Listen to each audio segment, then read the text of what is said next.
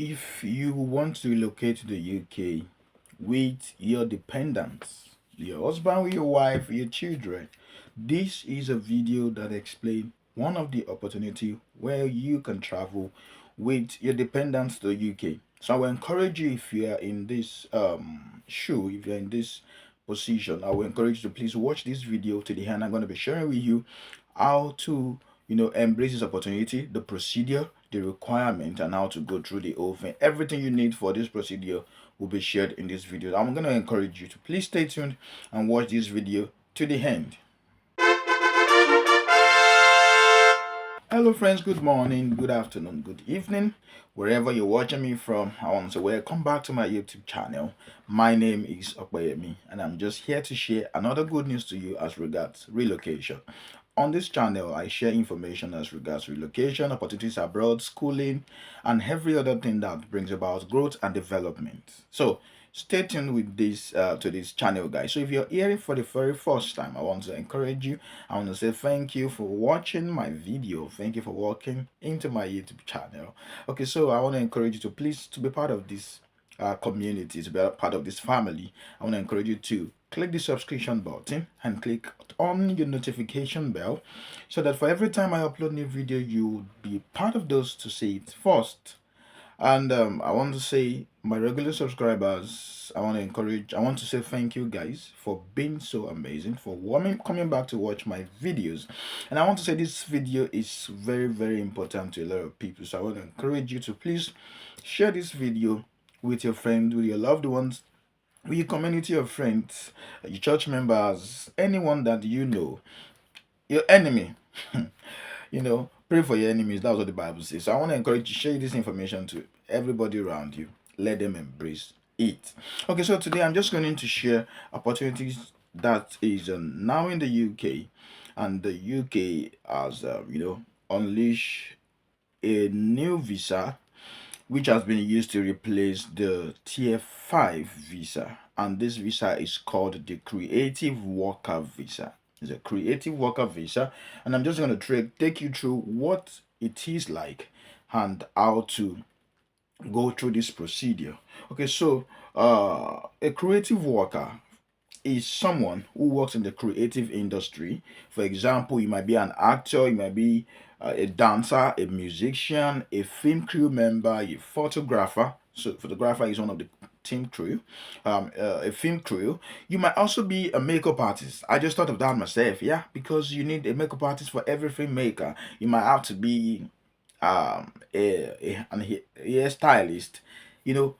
I'm just trying to think wide. Creative, yeah, that's what it means. Creative worker visa, maybe a musician. Yeah, all of these things are quite interwoven. So today I'm just trying to tell you that this visa has been replaced with the temporary worker tier 5 visa, that is the creative and the sporting visa. Now, if you're a sport person, there are other alternatives for you. Not this one anymore. It's been replaced. So for this particular process, you would need to have a job offer. That is, you will need a sponsor to begin the process. So now, if you have a sponsor, then it means your sponsor will be the one giving you sponsorship to be in the UK. And this could be, anybody who is on the licensed list. Please, I need to say that again. It has to be an employer that is able to give you license on the visa sponsorship list. There's a list of licensed employer. So I want to encourage you to please just check the UK government website. Just check the list of the active, or let me say the licensed employer. Then you look at the category creative worker. So you can check the name of that company, copy the name on Google, browse the information, you get to know what they do. If it is what you do, then you can reach out to them, message them that you would like to work for them as a creative worker, so you can know if you are good to go or not. So you might have to take your time to go through that list. I'm going to share the link to that list with you in this YouTube channel so that it will help you to locate that list very quickly. Okay, so going further in today's video, I'm going to tell you now, okay, so how long does it take?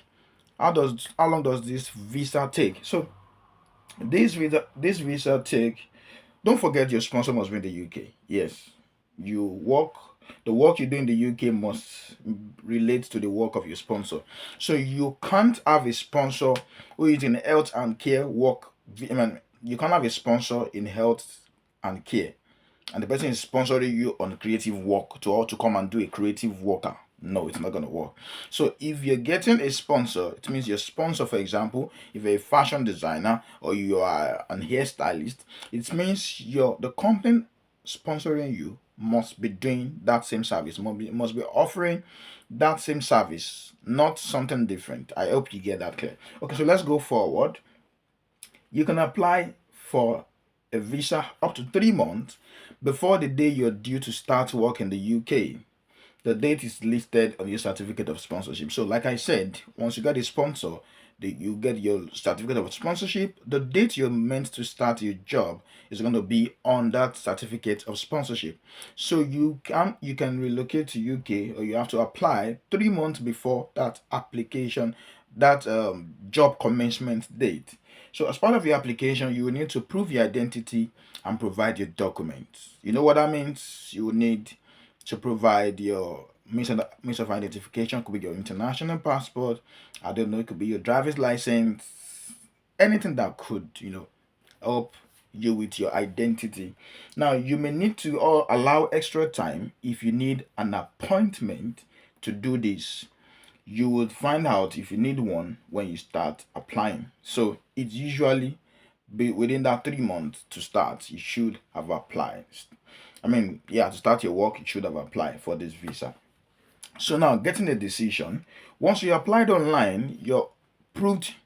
Once you apply online and you have proved the identity and provided the document necessary, you will usually get a decision on your visa within 3 weeks if you are outside the UK. So if you're in Nigeria, you're in Ghana, you're in South Africa, you are in Togo, you are in Zambia, you are in Palestine, you are in whatever country you are, as long as you are outside the UK, it takes 3 weeks to know if you are getting the visa or not.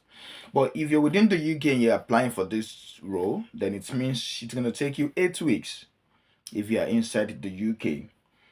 But if you want the decision to be, you want to get your decision faster, you want to know what's up faster, then there's a way to pay to get a faster decision. That's you can fast track it, so to say.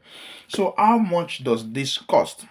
Don't forget that I told you that on this creative worker visa, you can bring your dependents in. I know somebody who embraces this creative worker visa and is already in the UK. So don't. It's not really new, but because a lot of people have not focused on it, so and of course I think there has been some updated information about it. So let's go forward, please. So your partner or children, each of you need to pay the application fee. Each of you need to pay the application fee. So the application fee for the creative worker visa is £298. £298. Now, you would also have to pay the healthcare surcharge, which is usually £1,035 per year. That's what it is. Yeah. So you have to also prove that you have enough personal savings. Now, why do you need to prove that you have personal savings? If your employer choose to take care of your maintenance, you might not need that, because it means taking care of your maintenance means they're going to give you accommodation, they're going to help you with relocation assistance. The £1,035 is to help you have a comfortable stay before you start your job. So I can say personally that irrespective of the environment you want to stay, you can manage yourself with £1,035. How? Within 1 month. That is to say, you can get accommodation, maybe like £500 or more, depending on what you want to get. Then the rest you can feed on it, and just till you start your job. That's the meaning. So the government does not want you to come to the UK and start roaming about the street. You can live by yourself for yourself using your money. So that's also called the proof of fund. So going forward, Uh, how long can you stay in the UK? So you can come to the UK for a maximum of up to 12 months, or the time given in your certificate of sponsorship plus 28 days, whichever is shorter. So in your certificate of sponsorship, you might get 1 year, you might get 2 years, you might get 3 years, you might get 5 years. Depends on your sponsor. Depends on your sponsor. So if you have a good sponsor, or you're able to communicate with your sponsor well, and they can most sponsor gives you 3 years. Most sponsor gives 3 years sponsorship. So you have maximum of 12 months, or time given in certificate of sponsorship up to 28 days. And of course, you may be able to renew your visa. You can extend it. So if you're given 12 months, you can extend it to 1 year, you can extend it to 2 years. If you're given 3 years, you can extend to 5 years or more. So you are good to go. So you must start not more than 14 days before the start date on your certificate of sponsorship. So moving forward, if you intend to work in the UK for about 3 months or less, you may be able to use the creative worker visa concession. That's another one entirely. So that's, instead of paying for the visa, you can pass through that process. Now, all of this is I'm sharing with you. I'm going to share the link in my comment section. I'm going to share the link so you can read over it. You can watch this video again and again if you wish to. Then what you can do and what you cannot do, you need to understand this, please, so that you don't come here and you don't become a criminal. Yeah, because if the country says you can't do this and you start doing them and you get caught, it automatically means you are doing things against the law. Yeah, so you can study. That is, you can do some courses if you need to. Then you can work for your sponsor in the job description in your certificate of sponsorship. I mentioned this earlier. You can't, an health and care sponsor cannot bring you in and want you to come and work as a creative worker. No, it's not allowed. So you have to come in through a creative worker sponsor. Then you will come in to also come and do a creative work. So nothing different. However, you can do a second job in the same sector. So if you come in as a creative worker, maybe for example as a photographer, you cannot go and do a job in another field. For example, you can come in as a photographer under the creative worker visa, and you get here and you decide to go and do healthcare assistant, or you go and do health and care job. No, it's not allowed. It's not allowed. You have to work within the same sector of the job and at the same level you have as your main job for up to 20 hours a week. So it means that if you're coming in on that visa, you can work for your sponsor 20 hours in a week. If you wish to, if you don't want to do more than that, you can do 20 hours, but that is compulsory. That is compulsory. Even if you're not working for your sponsor, they automatically takes 20 hours of your work duration. So if you're working for 40 hours, even if you're not working for your sponsor directly, they automatically take 20 hours from you, and then you can only have 20 hours to do other job within the same job sector. Then you can do the job on the skilled worker immigration salary list for up to 20 hours per week. So there's a skilled worker immigration salary list. You can do jobs on that list. I'm going to share the link like I said. Then you can bring your partner and children with you as dependents if they are eligible. But mind you, you don't have access to public fund. You don't have access to public fund. Maybe you come in with pregnancy, you don't have access to public fund. But of course, because you paid for health surcharge, your health will be taken care of. You can go to clinic and all of that. But you can't get, for example, you can't get council house. Yeah, you can't get council house. It's a government fund. You can't get council house. That kind of a thing. So yeah, so moving forward into eligibility now. Who is eligible? For you to be eligible, it means that you're ready to make a unique contribution to the UK labor market. For example, you are internationally renowned or are required for continuity. So it means you're ready to enhance, improve, and contribute positively to the UK labor market. That's number one. Number two, it means you have a certificate of sponsorship. So that is very important. Then also you will have to be paid the minimum salary as set by equity, part, and peg to, that is, except for models, musicians, or circuses, you have to be paid the minimum salary. Minimum salary, depending on your job, could be £10, could be £10 for the four, it could be £11 for the four, it could be dependent. So, but of course, like I said, you go through that link and you check if there are exceptions. Now, you must have enough money to support yourself in the UK. You will usually need to have at least 1,270 available, unless you are exempted. That's why I said if you have a sponsor who is ready to take care of your maintenance, which includes your um housing, your housing, basically your housing, then you might not have to pay. You might not have to have that money available. Do you understand now? So your employer must make sure your job pays at least the minimum wage. That is compulsory. Minimum wage.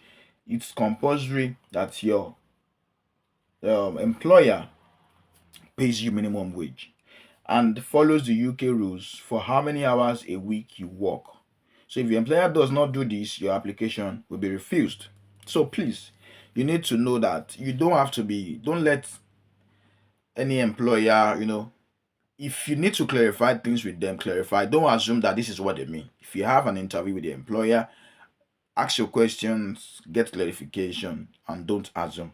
Okay, so going forward, you need a certificate of sponsorship. I mentioned that already. You need a licensed sponsor to give you a certificate of sponsorship before you can apply to work in the UK. A certificate of sponsorship is a reference number. Yeah, there's a reference number on your COS, and that gives the full information of the job you're coming to do. So, what else do I need to show you guys? If you want to change the sponsor, it's all right. So you must apply again and meet all the eligibility rules if you want to change your sponsor within the same organization or move to a new organization. So changing your sponsor does not change how long you can stay in the UK. You can only stay the maximum length of the time allowed on your visa. That's it. So your sponsor can give you a certificate of sponsorship. So now, multiple jobs when you're a creative worker. Can you do multiple jobs? Let's look into this together. Your sponsor can give you a certificate that covers the entire length of your stay. Even if you need to perform at more than one engagement, if you're working for more than one sponsor, you can get a certificate from each sponsor. So it's not bad. It is allowed. If, for example, you're able to get two sponsors, you can get COS from this sponsor and you can get COS from another sponsor. So there cannot be a gap of more than 14 days between each job. So you finish this one before it's 14 days interval, you must resume the other work. So I think that is all you need to know. Don't forget that for every of your uh don't forget you need to have application fee for each of your dependents. So let me just show you quickly, the document you need. So number one, when you're applying for this job, you need a certificate of sponsorship reference number. I mentioned that already. You need a valid passport or other document that shows your identity and nationality. It could be, of course, international passport, it could be driver's license, it could be voter's card, it could be NIN number, that is your national identification number, whatever it is. So you need those information. Now, evidence that you have enough personal savings to support yourself in the UK, that is, you need to prove that you have enough savings, that is the POF, that is the proof of funds. So, for example, a bank statement, you need to show that you have this money in your account, unless your sponsor is taking care of your maintenance. If you check your maintenance area in your COS and you can see Y means yes, your sponsor says yes to taking care of your maintenance, then you don't have to provide proof of fund. After then, you will need proof of your relationship with your partner or children. With your partner, don't disturb yourself. The mostly accepted document is your marriage certificate. If you don't have that, I'm sorry, it might be very difficult. It might be very difficult. You might be asked to start sending proof that you've been having contributions together.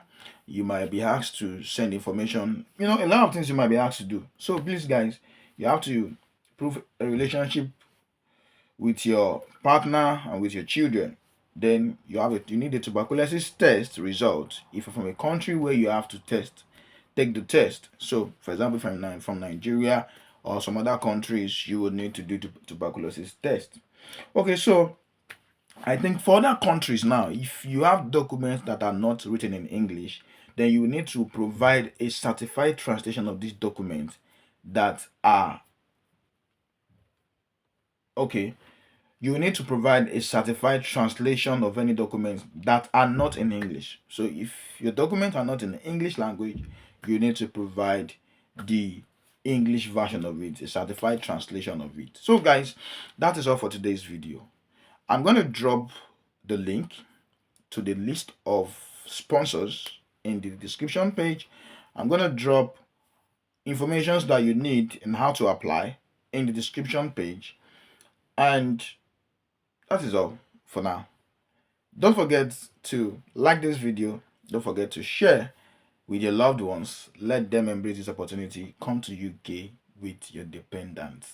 That is a good news. So share the good news. Don't share the virus. No virus. No virus. Let's share the good news. I'm going to see you guys again in my next video. Please don't forget to share this video with people around you who needs to see it. I love you guys and I'm proud of you. No doubt. I'm proud of you. Thank you very much. And I'm going to see you later. Bye.